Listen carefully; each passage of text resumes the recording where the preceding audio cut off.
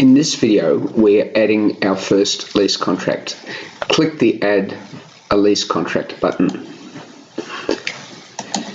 Enter a description of the asset.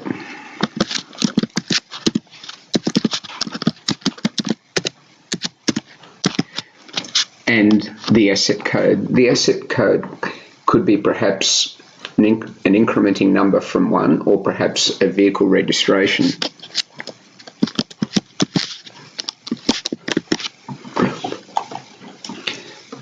Next, enter the date of first use of the asset.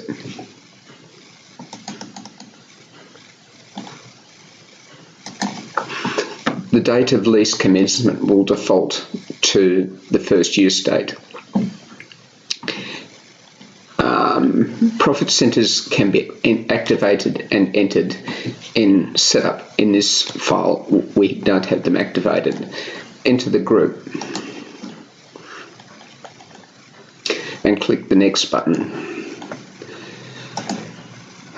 Again, finance providers can be set up, can be activated and entered in setup options. Enter the lease contract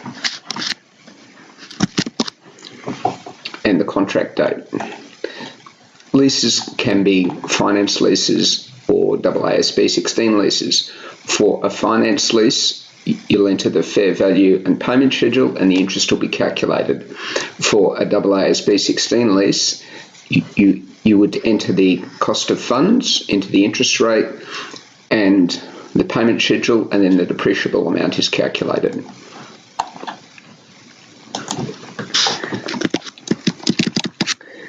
The fair value comes from your lease document. For daily interest, the liability at a date is calculated using the rate. It's then divided by 365 and multiplied by the number of days in the period. For monthly, again, the annual interest is calculated and it is divided by 12. Interest can be in arrears, in advance or in arrears. Residual can be in the last period or later.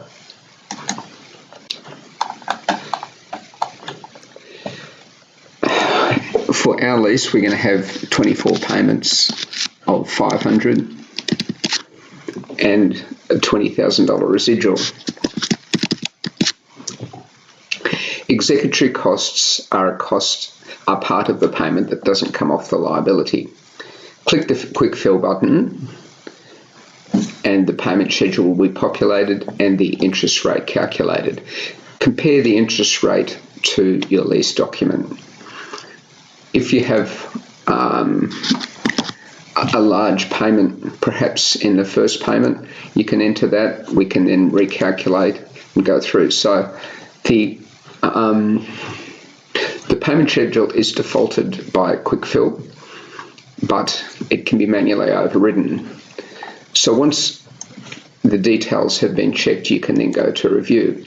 Again, it's important to compare the payment schedule that's been built for you back to your lease document. So normally, again, you would check the fair value is correct. You would check the interest rate is correct.